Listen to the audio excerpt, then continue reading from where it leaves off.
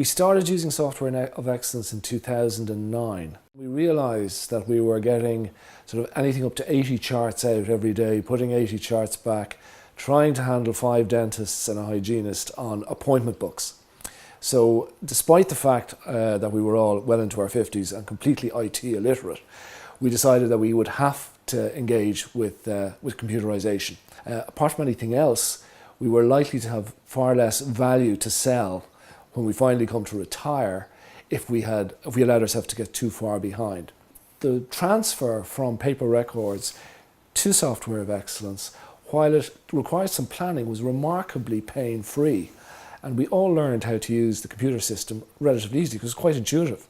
So when it came to patient communication, we were finally able to integrate photographs, x-rays, use notes based on templates, which made our lives considerably easier. From a patient perspective, to be able to see the intraoral photographs and their x-rays and integrate that into an explanation of what was going on, it made us much more efficient. Patients were actually wowed by the fact that they could see we were keeping up with technology. In terms of the patient experience, from the first phone call, being more efficient in terms of finding appointments, being more accurate, but also allowing us to send text messages. That's seen a huge improvement in the amount of failure to attends, forgotten appointments. A huge improvement in that area.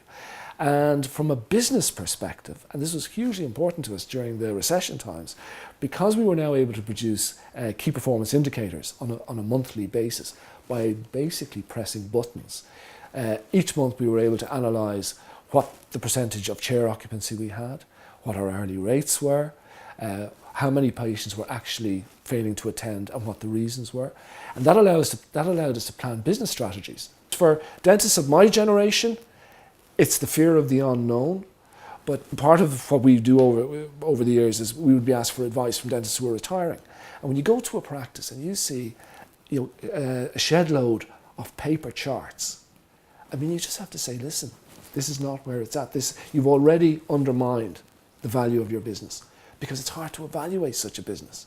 Whereas somebody comes in here, we can reel off the KPIs, you can see exactly what you're doing and we know what we're doing ourselves. So I think in terms of modern Ireland, not to be computerised is a reflection which even if people don't say it to you directly, they're making a judgment about where you're at.